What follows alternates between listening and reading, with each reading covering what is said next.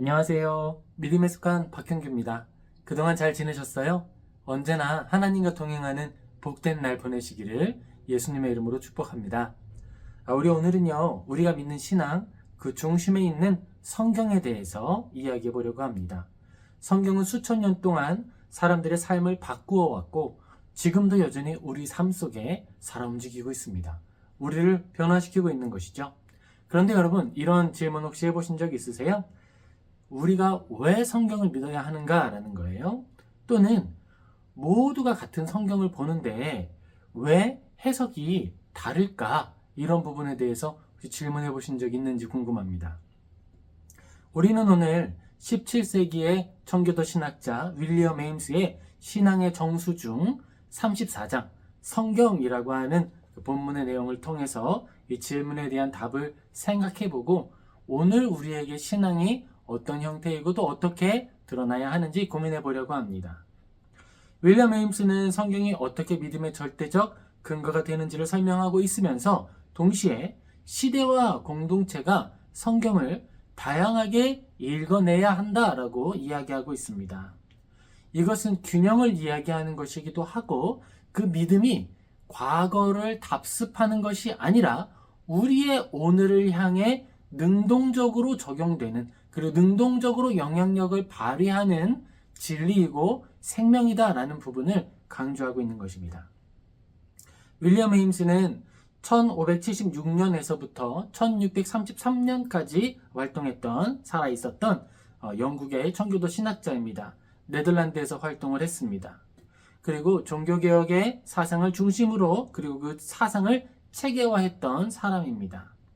그리고 그의 책 신앙의 정수 34장에서는 성경에 대해서 이야기하면서 성경을 대해서 이야기하기를 믿음의 규범이다 라고 이야기를 하게 됩니다.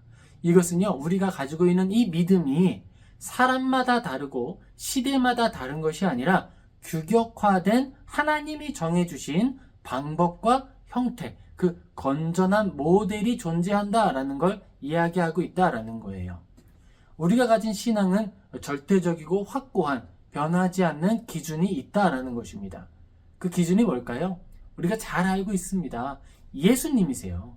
구약을 통해 오실 예수님으로 표현되고 있는 예수님의 표상들, 그리고 신약에 기록되어 있는 예수님의 행적들, 그리고 신약 이후 서신서들을 통해 나타나는 그러한 예수님을 바라보는 개인과 공동체, 그리고 그들이 엮어내는 역사의 이야기들이 모두 예수님을 따라가는 이들의 방향과 목표가 무엇인지를 보여주고 있다라고 말할 수 있는 것입니다.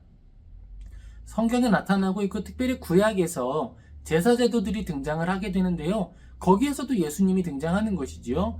제사제도의 목적, 그러니까 그 제사제도가 어떻게 드려졌는지에 대한 제사의 방법이나 효력에 대해서는 이미 중지되었지요. 왜냐하면 예수님께서 십자가에서 부족했던 구약의 제사를 완전히 완성하시면서 그 의미를 해석해 주셨기 때문입니다. 이러한 방식으로 성경은 우리에게 주어지는 믿음의 규범이 되어서 어떤 형태의 믿음을 가지게 되는지를 이야기하고 있다라는 거예요. 그리고 이 내용 가운데에서 아주 확고히 우리에게 전달되는 것은 하나님께서 스스로를 우리에게 전달해 주셨다라고 하는 부분입니다. 하나님이 바로 성경의 모든 모범이시며 규범이시고 최종적인 권위이시다라고 하는 걸 이야기한다라는 거예요. 제가 이걸 왜 말씀드리냐 하면 우리가 많은 미디어와 정보를 살펴보게 되는데 그 많은 미디어들 속에 절대적 기준이 조금씩 모호해지거나 마모되는 것처럼 보이기 때문입니다. 그래서 우리는 절대적인 기준이 무엇이며 우리가 돌아가야 할 본류가 어디인지를 생각해 보려고 하는 거예요. 그리고 개인적으로서는 그것을 반복적으로 그리고 아주 치밀하게 살펴보는 것이 언제나 유익하다라고 믿기 때문에 더더욱 그렇습니다. 그리고 특별히 제가 오늘 강좌를 시작하면서 또 마음에 기도했던 것들이 있어요. 그것은 기독교를 이야기하면서 귀신론으로 치우치거나 기독교를 이야기하면서 다양성에 치우친 나머지 종교의 본질과 그 핵심 가치를 잃어버리거나 또는 잠깐 흐리게 하거나 본인들이 의도하지는 않았겠지만 결과적으로 그러한 문제들이 나타날 수 있는데요. 그런 부분들에 대해서 조금이나마 우리가 원래 머물러 있었고 출발했던 그 신앙, 기독교의 시작이 어디였는지를 이야기하려고 하는 의도가 있습니다. 윌리엄 에임스가 성경을 믿음의 규범으로 이야기했다라고 하는 것을 다시 한번 강조드립니다. 많은 사람들이 많은 이야기를 하지만 그가 큰 교회의 대표이거나 많은 사람들에게 인기를 얻거나 또는 그가 하는 말이 어디서 들어보지 못한 신기한 말이기 때문에 관심 갖고 있었다면 그러한 것들은 조금 내려놓는 게 좋다라고 말씀드리고 있는 거예요. 우리가 관심 가지고 또 귀 기울여야 하는 것은 신앙의 규범이 되는 성경이다라는 것입니다. 그리고 또 하나의 기준이 있는데 그것은 이 시대를 살아가고 있는 우리들이 가지고 있는 특별한 빛이에요. 그것은 역사입니다. 역사를 통해 우리는 많은 인물들이 어떻게 살았고 또 어떻게 주님 품으로 돌아갔는지를 볼 수 있어요. 그래서 그 모습을 통해서 우리는 신앙의 모범, 적용, 그리고 그 적용된 삶의 형태, 이 모든 것들을 살펴볼 수 있는 것입니다. 우리가 신기한 걸 찾기 위해서 신앙을 갖는 게 아니에요. 우리가 기독교를 따르고 믿음 안에서 예수님을 바라보고 우리가 본향을 향해 여정을 걸어가는 것은 하나님께 영광을 올리기 위함이고 또 하나님께서 우리를 향해 가지신 그 뜻을 도구적으로 나를 도구로 사용하여서 하나님의 뜻을 이루어 드리려고 하는 마음의 열망이 있기 때문입니다. 신앙이 무엇인가를 결정하는 외적인 객관적인 기준, 그것이 바로 성경이다 라고 말씀드리고 있습니다. 성경은 하나님께서 직접 말씀하신 것이며 그로 인해 절대적인 권위를 갖습니다. 성경이 그럼 직접적으로 어떻게 말씀을 하시느냐? 성경을 기록했던 사람들의 인격과 성격과 상황을 모두 사용하는 방식으로 기록하십니다. 그래서 우리는 성경을 통해서 성경의 기록자들이 가지고 있었던 인격적인 한계, 그리고 그들의 가지고 있었던 역사적인 인식의 한계, 지혜와 지식의 한계, 이런 것들을 함께 발견하게 되는 거예요. 그러면 개인이 가지고 있는 한계와 역사의 한계들을 하나님께서 어떻게 극복하셨느냐?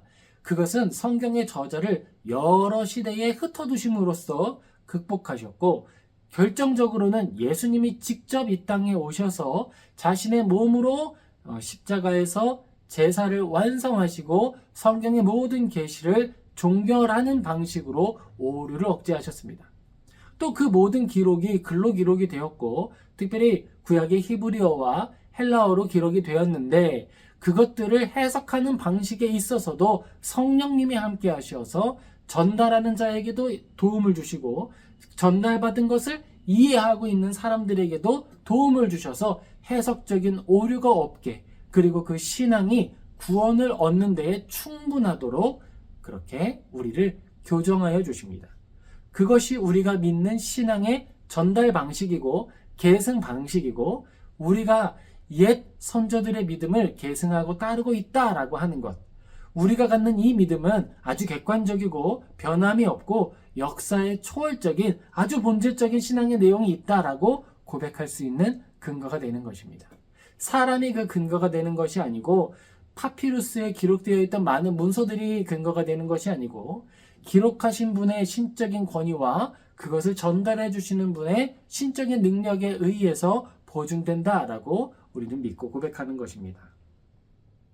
성경은 하나님에 대한 지식을 담고 있고 인간이 하나님을 향해 나아갈 수 있도록 길을 마련해 주신 예수님에 대해서 증언을 하고 있습니다. 뿐만 아니라 예수님을 따라 걸어가는 믿음을 가진 사람들, 그들이 추구해야 할 믿음의 내용을 담고 있습니다. 신자라면 누구나 이 동일한 진리 앞에 서는 것이고 그것을 해석하고 나에게 적용해가며 살아가는 거예요. 그러므로 믿음의 핵심 내용은 시대를 초월해서 동일하게 계승되고 또 전달될 수 있다라고 우리 말할 수 있는 것입니다. 윌리엄 에임스는 이렇게 얘기합니다. 믿음의 내용은 불변한다라고 이야기합니다. 진리는 바뀌지 않는다는 거예요. 그러나 이 진리를 해석하고 적용하는 방식에 있어서는 언제나 공동체와 시대에 따라 달라질 수 있다라고 여지를 남기게 됩니다. 이것은 우리가 계승해야 할 신앙의 본질이 존재하고 그 신앙의 본질을 따라 해석된 삶에서는 다양성이 나타날 수 있다라는 걸 말하고 있다라는 거예요. 예를 들자면 이런 거죠. 초대교회의 박해 상황 속에서 신약 성경과 구약 성경이 익혀나갔던 이야기들이 있을 거예요. 서신서들이 익혀갔던 초대교회의 상황과 의미가 있을 것입니다. 그런데 그 모든 것들이 또 한 번 해석될 때가 있었죠. 아주 구체적으로 종교개혁 시대에 아주 세밀하게 해석이 된 적이 있습니다. 그리고 그것이 우리 오늘에게 또 전달되어서 아주 치열하게 해석되고 또 개인의 삶에서 적용되고 있는 것이죠. 직분에 따라서 적용될 수도 있고 개인의 영역에 따라서도 적용될 수 있는 거예요. 이러한 해석의 다양성은 상황과 시대 그리고 개인의 정황이라고 하는 부분에 있어서 차이가 날 수 있는 것입니다. 진리가 다르기 때문이 아닙니다. 이것은 마치 빛은 하나이지만 그것이 프리즘을 통과하고 나서 7가지 그리고 여러 스펙트럼으로 빛의 그 형태와 구성이 나누어지게 되는 것과 똑같은 거예요. 그런데 중요한 사실이 있습니다. 어느 한 사람, 나는 빨간색 프리즘의 빛을 가지고 있는데 내가 옳다라고 주장하면서 나머지 6가지 색깔에 대해서 비난하고 비방하는 것은 옳지 않다라고 하는 거예요.